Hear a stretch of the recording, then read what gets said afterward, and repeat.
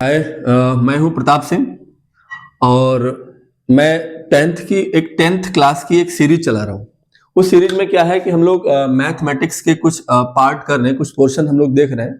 क्योंकि बोर्ड परीक्षा नजदीक है, आपकी बोर्ड परीक्षा नजदीक देखते हुए मैंने ये फैसला लिया है कि आप लोगों को जो भी कुछ मैं राहत दे सकता हूं, सवालों के माध्यम से, गणित के माध्यम से, जितनी आपकी हेल्प कर सकता हूं, मैं वो आपकी हेल्प कर रहा हूं। ठीक है। और ऊर्जा को बनाए रखिए। मन के हारे हार है, मन के जीते जीत, है ना। होता क्या है कि जब हम मन से हार जाते हैं तभी हमारी हार होती है। अगर हम मन से हारेंगे नहीं ना तो कभी हम हार ही नहीं सकते। तो रामधारी सिंह दिनकर जो हमारे बहुत अच्छे जो कवि हुए हैं, यानी मैथिली शरण गुप्त भी हुए हैं, तो इनकी एक लाइन है, इनकी एक कविता है मैथिली शरण गुप्त की। क्या है कि सच है विपत्ति जब आती है, कायर को ही दहलाती है। सूरमा एक नहीं विचलित होते, क्षण एक नहीं धीरज खोते। विघ्नों को गले लगाते हैं, कांटों में राह बनाते हैं। खमठोंक ठेलता है जब नर, पर्वत के जाते पांव उखड़। मानव जब जोर लगाता है, पत्थर पानी बन जाता है। समझिएगा बात को कि हम लोग जितनी दमदारी से मेहनत करेंगे तो बोर्ड परीक्षा हमारे लिए कुछ भी नहीं है और बहुत अच्छे अंक हम लाएंगे। इसलिए दमदारी से लगे रहिए और हमारे साथ जुड़े रहिए। ठीक है। आज बहुत बेहतरीन टॉपिक हमारे सामने है। क्या है? द्विघात समीकरण। क्या आप जानते हैं द्विघात समीकरण का मानक रूप क्या होता है? तो द्विघात समीकरण का जो मानक रूप होता है वो क्या होता है? A x square plus b x plus c बराबर 0। ये द्विघात समीकरण का मानक रूप होता है। यहीं पर कभी कभी क्या होता है कि वो क्या पूछ लेता है सवाल में, एक सवाल देगा और कहेगा इसकी प्रकृति बताओ। तो प्रकृति का मतलब मुझे क्या होता है? विविक्त कर ज्ञात करना होता है। तो विविक्त कर क्या होता है? विविक्त कर। तो विविक्त कर का मतलब होता है डी, यानी डिस्क्रिमिनेंट कहते हैं इसको अंग्रेजी में, है डी बराबर बी स्क्वायर माइनस 4ac। होता क्या है? कंडीशन बनती है तीन नेचर में कि अगर d is greater than 0, d का मान 0 से बड़ा है, तो कैसे होंगे मूल? वास्तविक। कैसे होंगे? भिन्न भिन्न होंगे, वास्तविक होंगे। दूसरी स्थिति यह है कि अगर d बराबर 0 आता है तो मूल कैसे होंगे? समान होंगे। यदि तीसरी जो कंडीशन है हमारे पास, यदि तीसरी स्थिति में क्या आता है? d इज लेस देन 0, मतलब क्या है कि d का मान 0 से कम। तो कम का मतलब उत्तर हमारा कहाँ है माना चाहिए? विविक्त कर का माइनस में। तो क्या आएंगे हमारे पास? काल्पनिक, है ना। क्या हो जाएंगे? काल्पनिक मूल हो जाएंगे। ये वाली बात है। किसी भी द्विघात समीकरण के दो मूल होते हैं, हमेशा याद रखिएगा। किसी भी द्विघात समीकरण के क्या होते हैं? दो मूल होते हैं। और द्विघात समीकरणों को हल करने के जो तरीके हैं वो कितने हैं? 10th स्टैंडर्ड पर मात्र दो हैं। वो क्या क्या है आपके? गुणनखंड विधि है और सूत्र विधि। है पहले था पूर्ण वर्ग बनाकर हल करने की विधि, अब वो रहा नहीं, है ना। तो हमारे पास द्विघात को हल करने की विधियां,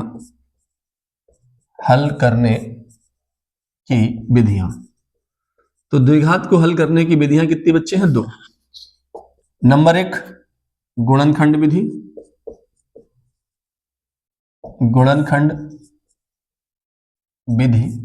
और नंबर दो क्या है? सूत्र विधि। ठीक है। तो आप जानते हैं कि द्विघात सूत्र होता क्या है? क्या है द्विघात सूत्र? द्विघात सूत्र होता है minus b plus minus under root b square minus 4ac बटा में क्या होता है? 2a। ठीक है। ये सूत्र होता है minus b plus minus under root b square minus 4ac upon 2a।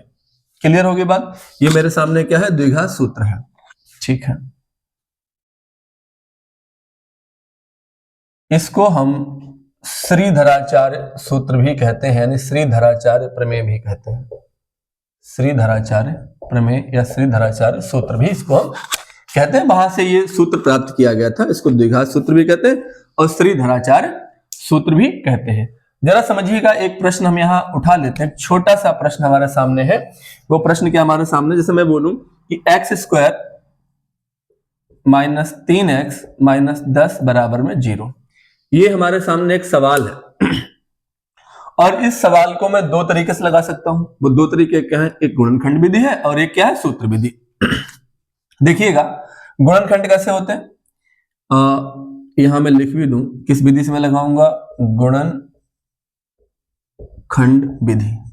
देखना, गुणनखंड विधि होता है क्या है कि ये वाला पार्ट और ये वाला पार्ट दोनों की आपस में गुणा करा लेते हैं। आप ऐसे मानिए एक्स स्क्वायर के साथ 1 का गुणा है तो आप गुणांक में 1 मानिए, 1 और 10 का गुणा कितना, वो 1.10। तो 10 का कुछ ऐसा सोचो, ऐसा गुणा सोचो कि जिनका क्या बन जाए, जिनका अंतर 3 बन जाए। तो होगा क्या, 5 दूना में 10, इसका मतलब ये हुआ है एक्स स्क्वायर माइनस 5x और प्लस का 2x। क्यों, माइनस के 5x में से 2x घटाओगे तभी तो माइनस का 3x आएगा। आगे क्या लिखना है, -10 बराबर में क्या हुआ, 0। अब इनको हाफ हाफ बांट लो, आधा आधा। हो क्या रहा है कि इन दोनों में से कॉमन लेना है, तो मैंने क्या कॉमन लिया, x कॉमन लिया, तो अंदर क्या बच गया मेरे पास, x माइनस 5। ठीक है, अब यहां इन दोनों में से क्या कॉमन लेना है, मैंने 2 कॉमन ले लिया, क्या बच गया, x माइनस, और यहां 2 का भाग देंगे 5 में, 2 पंजे में 10 बराबर में 0। अच्छा, बहुत से बच्चे क्या होते हैं कि कॉमन लेना ही नहीं जानते हैं, तो जरा मैं बताऊं कॉमन लेना होता क्या है। इन दोनों में से मैंने जो भी चीज बाहर ली है, वो बाहर वाली चीज क्या करेगी, प्रत्येक पद से भाग करेगी। जैसे सपोज करिए मैंने यहां 2x माइनस में 10 बराबर 0 लिखा है, तो इसका मतलब ये है कि मैंने 2x माइनस 10 लिखा है, इन दोनों में से समझिए मैंने 2 कॉमन लिया, इसका मतलब ये हुआ है, ये पहला पद, ये दूसरा पद, तो 2x का पहले मैं 2 से भाग कराऊंगा, फिर 10 का मैं 2 से भाग कराऊंगा, इसका मतलब 2 से 2 कटा, 2 पंजे में कितना आया, 10, इसका मतलब 2 बाहर है, क्या बच जाएगा, x माइनस का 5 अंदर बचेगा। यही तो बात है। तो इस बात को हम लोग क्या करते हैं, थोड़ा सा ऐसे लिख लेते हैं। ठीक है, देखिएगा, ध्यान से समझिएगा। तो यहां जो मेरे सामने कहानी है वो क्या है, x माइनस में 5 और क्या, x प्लस 2 बराबर में क्या हो गया, 0। तो x माइनस 5 बराबर 0, x बराबर क्या मिला, 5 प्लस का, कॉमा x प्लस 2 बराबर 0, x बराबर क्या मिलेगा, -2। तो क्या हुआ, मुझे द्विघात समीकरण के 2 मूल प्राप्त हुए, एक 5 प्राप्त हुआ, एक -2 प्राप्त हुआ है। यहां से सवाल बनते भी कुछ भाषा संबंधी सवाल हैं और कुछ गुणनखंड और सूत्र विधि पर आधारित सवाल हैं, और सवाल आता भी जरूर है, याद रखिएगा। क्या है मानक रूप इसका ये है, विविक्त कर हम इस तरीके से निकालते हैं। द्विघात को हल करने की हमारे हाई स्कूल यानी कि कक्षा 10 स्टैंडर्ड पर मात्र 2 ही विधियां हैं, गुणनखंड विधि, सूत्र विधि। और ये सूत्र, द्विघात सूत्र ये होता है -b plus minus √b square minus 4ac/2a। और ये मैंने एक सवाल जो आपको बताया है वो गुणनखंड विधि से बताया है। ठीक है, आप स्क्रीनशॉट इसका ले सकते हैं। देखिएगा, हमारे सामने एक अलग प्रश्न है, गुणनखंड विधि से समीकरणों के मूल ज्ञात कीजिए। तो पहला सवाल मेरे पास क्या, √2x² plus 7x plus 5√2 equal to 0। दूसरा मेरे सामने सवाल है 2x² minus x plus 1/8 equal to 0। देखिएगा इसका हल पहले सवाल का, ठीक है, तो जरा देखिए इसका और इसका आपस में मल्टीप्लाई, √2 का गुणा कितना होता है, 2। बात समझिए, अंडर रूट वाली समान संख्याओं का गुणा जो होता है वही रहता है। जैसे मैंने कहा कि √5 का गुणा 5, √7 का गुणा 7, तो √2 का गुणा 2 और 5 और है, कितना हुआ, 2 पंजे में 10। तो पहला और आखिरी दोनों का गुणा कितना हुआ, 10। 10 का कुछ ऐसा सोचो कि उनका जोड़ 7 हो जाए, 10 का कोई ऐसा पहाड़ा पढ़ो, तो 5 दूना में 10। तो बात समझना, मैंने यहां क्या लिखा, √2x² plus 5x plus 2x plus ये मेरे पास कितना है 5√2 इक्वल टू में क्या होगा, 0।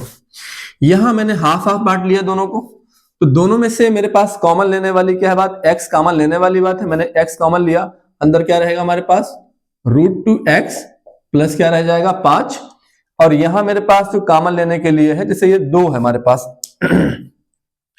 इस 2 का मतलब कितना है, √2 गुणा √2, मैं 2 को √2 2 बार लिखूंगा, इसका मतलब है इस वाले मैंने 2 में से एक √2 बाहर ले लिया।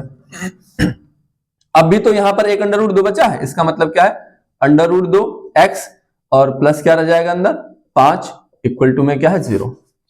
क्या लिखूंगा मैं, √2x प्लस 5 और क्या लिखूंगा x प्लस √2 इक्वल टू क्या रहेगा 0, तो मेरे पास क्या हो जाएगा √2x प्लस 5 बराबर 0, √2x बराबर में माइनस का 5, x बराबर माइनस का 5 बटा में क्या रहेगा √2।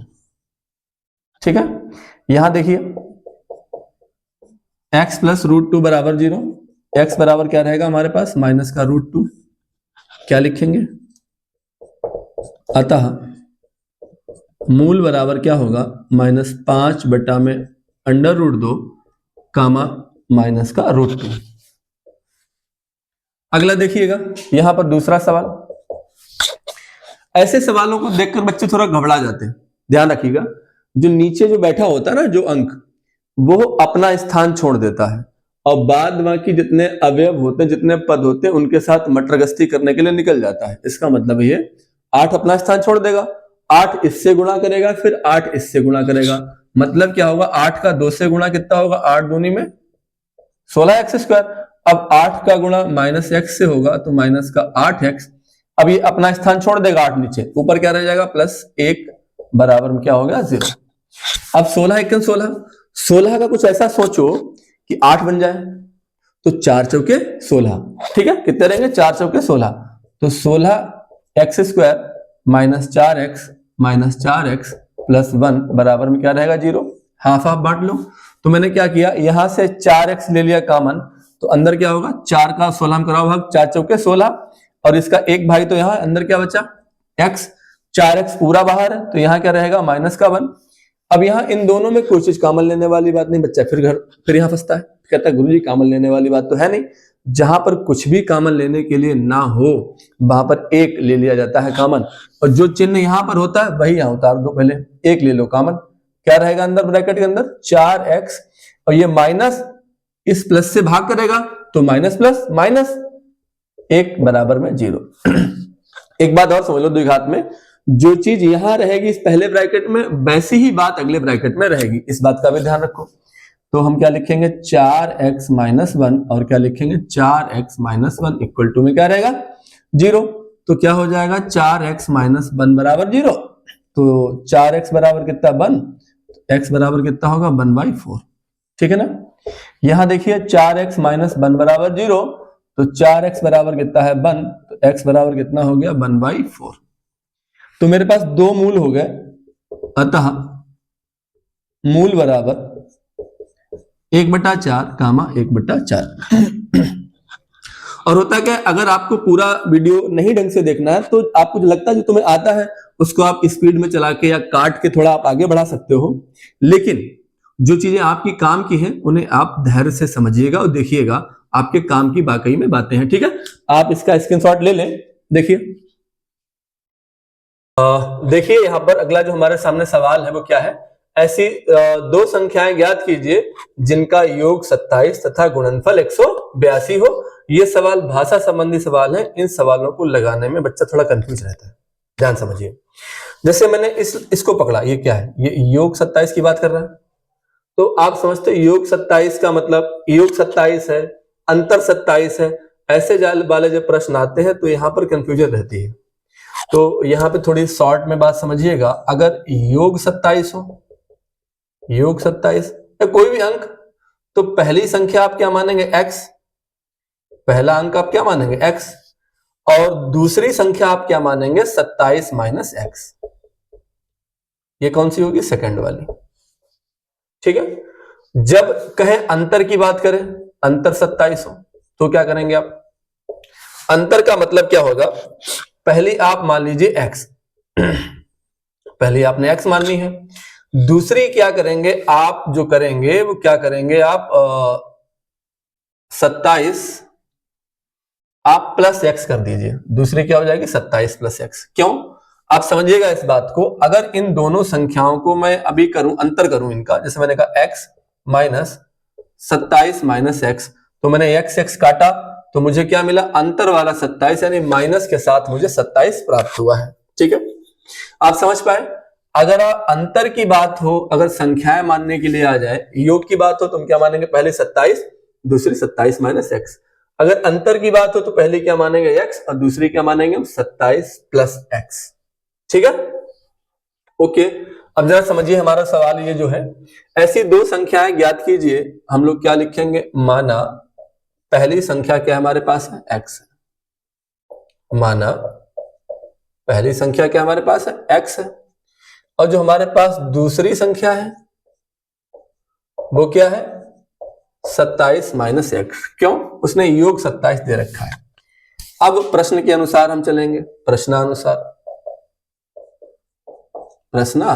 क्या प्रश्नानुसार, तथा गुणनफल 182 है, इन दोनों का गुणा कितना, 182, तो मतलब x अगले ब्रैकेट में क्या रहेगा, 27 माइनस एक्स बराबर में कितना है, 182, क्योंकि इन दोनों का गुणनफल कितना 182 है।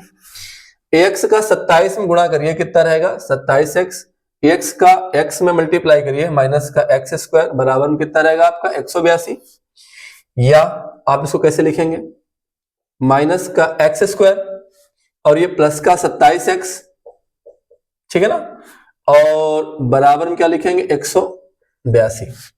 अब माइनस से पूरे में क्या करा दीजिए, गुणा, माइनस से समीकरण में क्या कराने पर, गुणा कराने पर, ठीक है। तो जहां जहां माइनस है वहां प्लस हो जाएगा एक्स स्क्वायर, और जहां प्लस है वहां क्या हो जाएगा, माइनस 27x, आगे क्या है माइनस का 182, क्योंकि यहां भी प्लस है, इसको इधर लाओ, तो एक्स स्क्वायर माइनस का 27x, इसको जब इधर लाएंगे तो क्या हो जाएगा, प्लस का 182 इक्वल टू 0। अब दिक्कत बच्चे यहां होती है ना कि 182 का ऐसा कौन सा पहाड़ापन है कि जो कि ये 27 बन जाए, तो समझना इसको लगाने का एक जुगाड़ होता है, वो क्या होता है, 182 के आप गुणनखंड कराइए पहले। देखिए 2 निम्मा 18, एक बचा, 2 इक्कन 2, और 7 13 में 91, और 13 इक्कन में 13। अब देखना क्या है, 7 दूनी में 14 और 13 अलग, तो हो क्या रहा है कि 14 13 अगर हम जोड़ते हैं 27 आता है, और 14 और 13 का गुणा 182 होगा। तो यह है क्या, मैं इसको लिख पाऊंगा ऐसे कुछ, एक्स स्क्वायर माइनस का क्या लिखूंगा, 14x माइनस का 13x प्लस 182 बराबर में 0। क्यों, कि 14x माइनस 13x जोड़ेंगे तो माइनस का 27x आएगा। ये मत कहना कि माइनस माइनस प्लस होते हैं, माइनस माइनस प्लस होते हैं, लेकिन रहता माइनस का ही है, गुणा में माइनस माइनस प्लस का चिन्ह हो जाता है। तो माइनस का 14 माइनस का 13 क्या हो जाएगा, माइनस का 27x, और इन दोनों की गुणा 182 होगी। देखना यहां पे आधा आधा बांट लो इन दोनों को, इन दोनों में से मैंने क्या काम किया, x ले लिया, क्या बाहर कॉमन ले लिया, तो अंदर क्या बच जाएगा मेरे पास, x माइनस का 14, ठीक है, ओके। यहां इन दोनों में से क्या किया मैंने, माइनस का 13 कॉमन ले लिया, और अंदर क्या रहेगा बच्चा, x माइनस प्लस माइनस 13 का 182 में भाग करेंगे तो क्या रहेगा बच्चा, यहाँ 14 बराबर में क्या हो जाएगा, यहाँ 0, तो ब्रैकेट में क्या रहेगा, x माइनस 14 और क्या रहेगा, x माइनस 13 बराबर में 0। हम यहाँ लिखेंगे x माइनस 14 बराबर 0, x बराबर क्या मिलेगा हमको, 14, ठीक है ना। फिर क्या है, x माइनस 13 बराबर 0, तो x बराबर हमको क्या मिलेगा, 13। बात को समझ पा रहे हैं, तो हमें दो संख्याएं प्राप्त हो गई, अतः जो पहली संख्या है, अतः पहली संख्या बराबर क्या है, अगर चाहे 13 में मानूं तो 27 में से 13 जाएंगे, 14 बचेंगे। अगर मैं यहां 14 बोल लूं तो यहां 13 बचेंगे, कोई दिक्कत नहीं। तो हम क्या बोल रहे हैं, पहली संख्या कितनी है, 14, और मेरे पास दूसरी जो संख्या है वो क्या रहेगी, 13, ठीक है। क्यों, क्योंकि 27 में से 13 घटाओ तो क्या आएंगे, 14 आएंगे, और 27 में से 14 घटाओ तो क्या आएंगे, 13 आएंगे। तो पहली दूसरी संख्या क्या है, 13 और 14 है। इस तरीके से हमने एक अच्छा प्रश्न हमने किया है, और इसका हम लोग आप इसका स्क्रीनशॉट ले लें, ठीक है, ओके। देखिए इसी कड़ी में हमारे सामने एक बहुत लाजवाब, बहुत महत्वपूर्ण प्रश्न हमारे सामने है, इंपॉर्टेंट प्रश्न है। क्या है, दो ऐसे क्रमागत विषम धनात्मक पूर्णांक ज्ञात कीजिए जिनके वर्गों का योग कितना है, 290 है। आप एक बात को समझिएगा, यहां पर क्या बात है, वो ये लाइन, दो क्रमागत विषम धनात्मक पूर्णांक, ये लाइन, अगर यहां वो कहता है कि दो क्रमागत सम धनात्मक पूर्णांक, तब क्या होता, अगर वो यहां पर पूर्णांक कहता तो क्या होता, थोड़ी इस बात को थोड़ा समझो, ठीक है। विषम, जब वो विषम के लिए बात करें तो बात समझना, जैसे मैंने कहा एक संख्या मैंने मानी x है, मान लिया पहली संख्या क्या है x है, दूसरी संख्या मेरे पास क्या है x प्लस 2 है, तीसरी संख्या मेरे पास क्या है x प्लस 4 है। ठीक है, सपोज करिए पहली आप रखिए विषम 3, ठीक है, पहली आप विषम क्या रखिए 3, दूसरी विषम क्या हो जाएगी 3 प्लस 2 कितनी रहेगी 5, फिर तीसरी क्या हो जाएगी 3 प्लस 4 7। अगर सपोज करिए आपने यहाँ विषम 9 रखा 9, अगली क्या होगी 11, मतलब 9 2 11, अगली क्या होगी 9 4 13। आप कोई सा भी यहाँ विषम अंक रखिएगा, आप देखिए लगातार आपको क्रमागत आपको अंक मिलेंगे। ठीक है, आपने कहा ठीक है, तो ये तो क्रमागत विषम वाली बात तो मुझे याद हो गई। अब सम की बात करो, क्रमागत सम की बात, तो मैंने कहा यहां भी एक को x मानो, दूसरे को x प्लस 2 मानो और तीसरी को क्या मानो x प्लस 4 मानो। जरा सोचो कोई यहां पर कोई सम अंक रखे, देखो मैंने यहां 8 रखा, मान लो पहली संख्या 8 है, तो अगली क्या आनी चाहिए 8 के बाद 10 आनी चाहिए। जरा जोड़ो 8 और 2 10 है, अगली x का मान तो 8 ही था, 8 4 क्या हो गया 12, पहली क्या आई 8 10 12, यही तो होंगे। चलिए सपोज करिए यहाँ 4 रखा, यहाँ x का मान मान लीजिए 4 आया, तो 4 के बाद क्या 6 आना चाहिए, 6 के बाद क्या आना चाहिए आपका 8 आना चाहिए। जैसे यहाँ 4 है तो 4 2 6, फिर क्या आएगा तुम्हारे पास 4 और 4 8।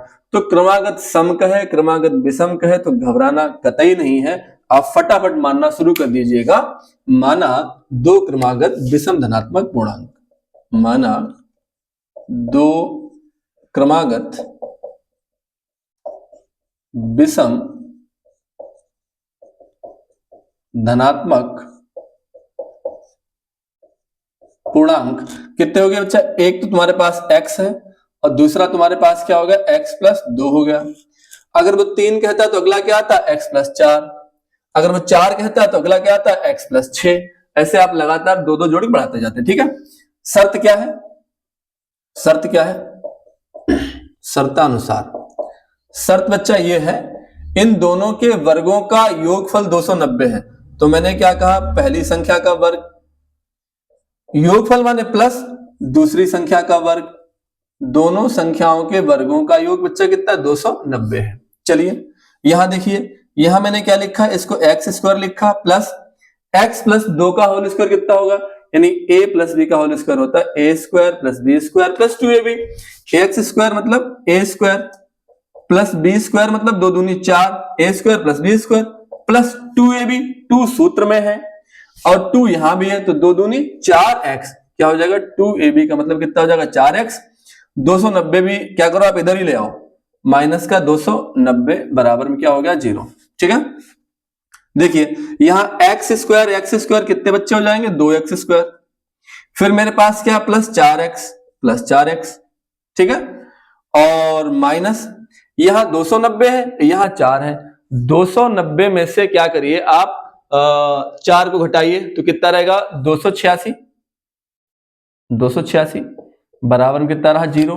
अब देखिए यहां पूरी समीकरण, यहां 2 है यहां 4 है यहां 286 है, सब सम संख्याएं हैं, तो क्या करिए मैं पूरी समीकरण को 2 से भाग दे दूंगा। ठीक है, समीकरण को किससे भाग करने पर, समीकरण को 2 से भाग करने पर, समीकरण को 2 से क्या करने पर भाग करने पर, तो यहां क्या हो जाएगा एक्स स्क्वायर प्लस 2 से भाग किया 2 हट जाएगा, यहां 2 से भाग होगा तो कितना होगा 2 दूनी 4 यानी 2x, यहां 2 से भाग होगा तो 2 एकन 2, 2 चौके 8 और 2 तिया में 6 0। अब तुम्हारे सामने प्रश्न आएगा कि गुरुजी एक बात बताओ इसके गुणनखंड कैसे करें, तो आप 143 को पकड़ लो यहां पे ऐसे 143।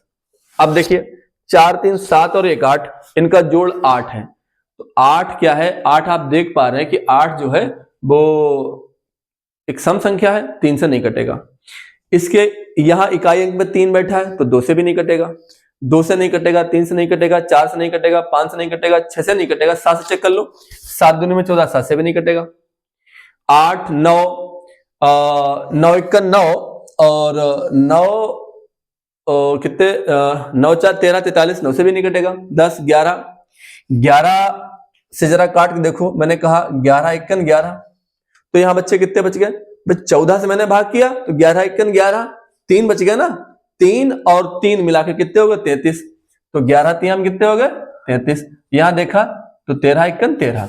यहां देखिए आपको क्या चाहिए 2 चाहिए। अगर मैं 13 में से 11 घटाऊं तो मुझे क्या मिल जाएंगे 2। तो मैं यहां क्या लिखूंगा एक्स स्क्वायर प्लस का 13x और उसमें से क्या घटा देना मुझको 11। 13x में से 11x घटा तो 2x मिल गए और 13 11 का गुणा कितना होगा 143 माइनस का 143 बराबर में क्या होगा 0। यहां देखना आधा आधा मैंने बांट लिया दोनों को।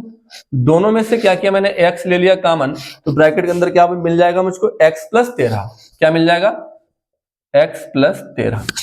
अगले ब्रैकेट में जरा देखिए मैंने क्या करना है मुझे माइनस का 11 मैंने कॉमन ले लिया माइनस का 11 कॉमन ले लिया तो अगले ब्रैकेट में बच्चा क्या मिल जाएगा मुझको मिल जाएगा x। क्या मिल जाएगा x।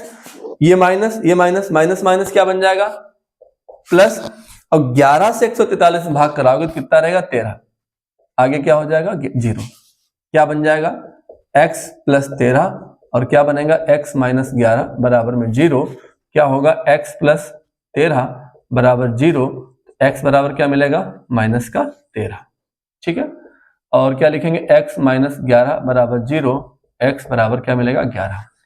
तो माइनस में जो अंक है उसको हम क्या मानेंगे अग्राह्य है या मान्य नहीं है। अग्राह्य है माइनस वाला नंबर नहीं मानेंगे। ये वाला नंबर हमारे लिए मान्य है तो हम क्या बोलेंगे कि अतः पहला क्रमागत पूर्णांक कितना है। अतः पहला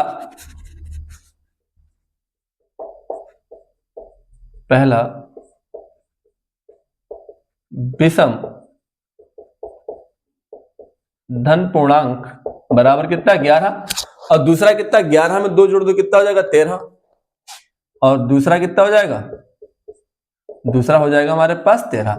ये दो मेरे पास पूर्णांक आ गए। अगर 11 13 का वर्ग कराओ 11 11 में 121 और 13 13 में 169। जरा देखना 11 11 में कितने हैं 121। 11 11 में कितने हैं 121 और 13 13 में 169। तो 9 10 का जो हासिल लगा 1 6 2 8 1 9 और 2 290 हो गए इन दोनों के वर्गों का योग। इस तरीके से हमने क्या देखा ये हमारा सवाल कतई एकदम राइट थे और आप क्या करें इसका स्क्रीनशॉट ले लें। ठीक है ओके। देखिए हमारे पास एक बहुत महत्वपूर्ण प्रश्न है। रोहन की मां उससे 26 वर्ष बड़ी है। ठीक है उनकी आयु का गुणनफल अब से 3 वर्ष पश्चात 360 हो जाएगा। हमें रोहन की वर्तमान आयु ज्ञात करनी है।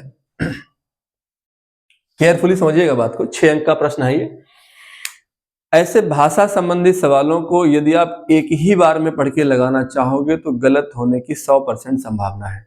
ऐसे प्रश्नों को धीरे धीरे पढ़िए और टुकड़ों में तोड़ के लगाइए। देखिए रोहन की मां उससे 26 वर्ष बड़ी है। रोहन से बड़ी है 26 वर्ष। तो क्या पूछा रोहन की वर्तमान आयु पूछी है तो मैंने कहा माना रोहन की आयु माना रोहन की वर्तमान आयु बराबर कितनी x वर्ष है।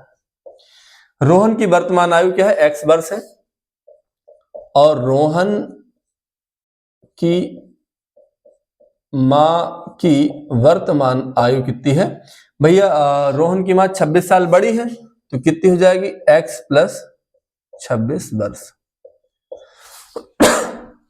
समझ गए बात। रोहन की मां रोहन से 26 साल बड़ी है। ठीक है उनकी आयु का गुणनफल अब से 3 वर्ष पश्चात अब से 3 साल बाद है। ये अब है वर्तमान क्या होता है अभी अब से 3 साल बाद पहले निकालो क्या है 3 वर्ष पश्चात क्या रहेगा 3 वर्ष पश्चात क्या होगा 3 वर्ष पश्चात। तो पहला तो काम ये करो कि 3 वर्ष पश्चात आप देखिए रोहन की आयु क्या होगी। 3 साल बाद रोहन की आयु क्या होगी रोहन की आयु। इसमें 3 साल जोड़ दो रोहन 3 साल बड़ा हो जाएगा x प्लस 3 वर्ष। अच्छा मां की आयु रोहन की मां की आयु बताओ। रोहन की अम्मा पहले ही 26 साल उससे बड़ी थी। अब 3 साल बाद और आगे की बात है तो 26 3 कितने हो जाएंगे 26 3 हो जाएंगे 29। तो बच्चे क्या हो जाएगा x प्लस 29 वर्ष। ठीक है 26 में 3 जुड़ जाएंगे तो 26 और 3 क्या हो जाएंगे 29। क्या कहता है कि उनकी आयु का गुणनफल, ये वाली बात पकड़ना, उनकी आयु का गुणनफल, ये दोनों की आयु है, ठीक है। प्रश्नानुसार क्या रहेगा, प्रश्नानुसार उनकी आयु का गुणनफल, इसकी आयु दोनों की आयु का गुणनफल यानी x + 3 और क्या रहेगा x + 29 बराबर कितना हो जाएगा 360 हो जाएगा, ठीक है। जरा कराइए गुणा, x का x से गुणा होगा तो क्या बन जाएगा बच्चे x², x का 29 से गुणा होगा तो क्या होगा 29x। देखो बहुत से बच्चे गुणा करने में दिक्कत कर रहे हैं, x का पहले x से गुणा, फिर x का 29 से गुणा, 29x हो गया, प्लस 3 का x से गुणा, कितना हो गया 3x। अब 3 का गुणा 29 से करिएगा, 3 निम्मा 27 का 7 हासिल लगा 2 और 3 दूना में 6, 6 2 कितना हुआ 8, बराबर में कितना हो गया 360, ठीक है। x² प्लस 29 और 3, 29 और 1 30 और 2 32, ठीक है, कितना होगा 32x, ठीक है, बराबर में कितना हो जाएगा 360, 87 को उधर ले जाओ माइनस का 87, ठीक है। x² प्लस 32x बराबर 10 में से 7 गया, कितना बचा 3, यहां बचेगा मेरे पास 15, तो 15 में से 8 गया, 8 7 15, और यहां मेरे पास कितना रहेगा, मेरे पास रहेगा कितना 2, 7 3 10 8 7 16, ठीक है।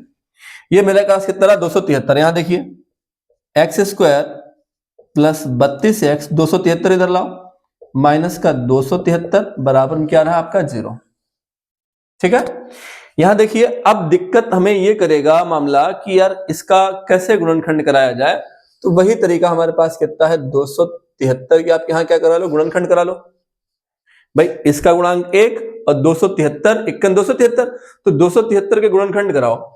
जरा देखो 7 3 10 10 2 12, इनका जोड़ 12 है तो मतलब पूरी संख्या 3 से कट जाएगी, काटिए 3 से, 3 निम्मा 27 और 3 1 3।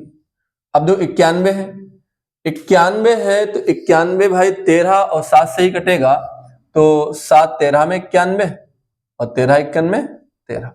आप देखिए यहां पर आपको क्या लाना 32 लाना है, तो क्या हो सकता है यहां पर, जैसे 7 3 में 21, 21 13, क्या 32 हो सकते हैं, नहीं हो सकते।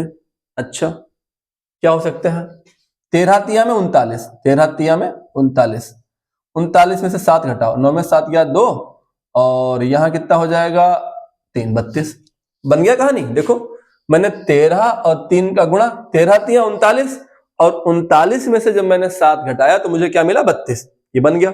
तो मैं इसको ऐसे बनाऊंगा, मैं लिखूंगा x² और जो 32 है उसको मैं क्या लिखूंगा प्लस का लिखूंगा मैं 39x, और 39x में से मुझे कितने घटाने 7x, और माइनस का कितना रहेगा 273, बराबर में क्या हो जाएगा 0, ठीक है। ये मेरे पास क्या है परीक्षा के लिए रफ कार्य हेतु ये मामला है, ये क्या है रफ, ठीक है ना। तो हमने क्या काम करना है, इनको आधे आधे बांट लेना है। तो देखिए मैंने यहाँ x कॉमन ले लिया तो मेरे पास कितना बचा x प्लस 39, यहां मैंने इन दोनों में से माइनस का 7 कॉमन ले लिया तो क्या मिला x माइनस माइनस प्लस कितना हो गया 39, बराबर में कितना हुआ 0। तो क्या रहेगा मेरे पास x प्लस 39 x माइनस 7 बराबर 0, तो हम लिखेंगे x प्लस 39 बराबर में 0, x बराबर 39 को आप उधर ले जाओ, प्लस वाली चीज उधर जाती तो क्या बन जाती बच्चा माइनस बन जाती है, तो माइनस में क्या हो गया आपका 39। दूसरा क्या है x माइनस 7 बराबर 0, x बराबर कितना मिलेगा हमको 7। क्या उम्र कभी माइनस में हो सकती है, नहीं हो सकती, उम्र हमेशा प्लस में होती है।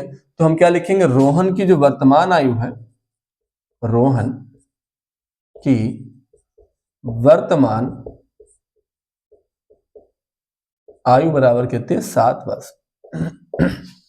चेक करिए सही है क्या, ये क्या कहता है कि रोहन की मां उससे 26 साल बड़ी है, ठीक है 26 साल बड़ी है, तो आप 26 साल पहले बड़ी कर दो, इसमें 26 जोड़ देंगे, ठीक है 26 साल बड़ी है, फिर क्या कहता है कि 3 साल बाद, यानी कि अब से 3 साल बाद अगर मैं ये कहूं कि ये रोहन 3 साल बाद कितना हो जाएगा, रोहन 3 साल बाद हो जाएगा कितने का, 10 साल का। रोहन 3 साल बाद कितने हो जाएगा, 7 3 10। और उसकी मां कितनी हो जाएगी, 26 में अगर हम 3 जोड़ें तो कितना हो जाएगा, 26 में 3, 26 में 3 जुड़ेंगे तो कितने होंगे, 229 होंगे। कितना होंगे, 29। 26 में 3 जुड़ेंगे कितने होंगे, 29। और उनकी आयु का गुणनफल कितना हो रहा है, 360। उनकी आयु का गुणनफल कितना हो रहा है, और 360 कैसे होगा उनकी आयु गुणनफल, जरा ध्यान दीजिएगा, क्या कहीं मिस तो नहीं हुआ। 29 का 10 से मल्टीप्लाई होगा तो कितना, 290 आना चाहिए भाई। उनकी देखना, अब से 3 साल बाद रोहन अगर 3 साल बाद 10 का हो जाएगा तो इसकी मां रोहन से 26 साल बड़ी है। तो मुझे बताओ कि पहले तो ये वाली बात है कि 26 और 7 कितने होंगे, 26 और 7 7 6 13 का 3 हासिल लगा 33 हुआ, और 33 और 3 36, सही है, बिल्कुल सही है। तो क्योंकि 26 साल बड़ी भी तो है ना, यहां जोड़िए 7 में, जब आप पहले देखो रोहन 7 का है और उसकी अम्मा कितनी है, 26 की है।